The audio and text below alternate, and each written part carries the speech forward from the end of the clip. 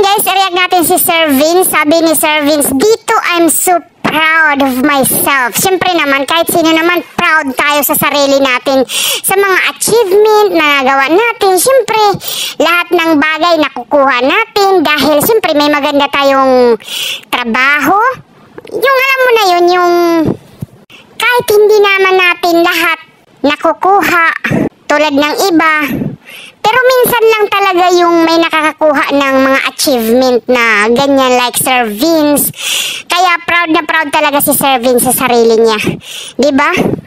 Ini-enjoy niya yung bawat minuto, segundo.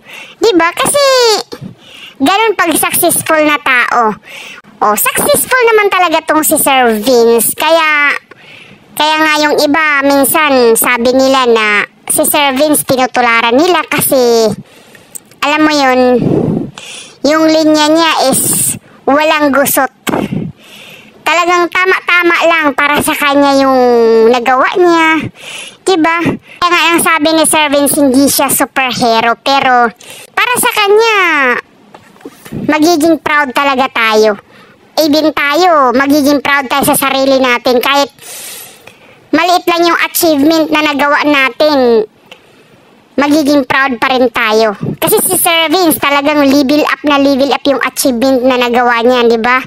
Kasi perfect father. O kahit hindi perfect father siya, pero para sa atin, sa mga nakasubaybay sa kanya, perfect father na talaga siya, di ba? Lalong-lalo na sa suporta ni Papa John, laging nandyan si Papa John para kay Sir Vince. Kaya hindi talaga malayo na makukuha talaga ni Sir Vince ang lahat ng gusto niya. Kasi maraming nakasuporta sa kanya like Papa John, oh.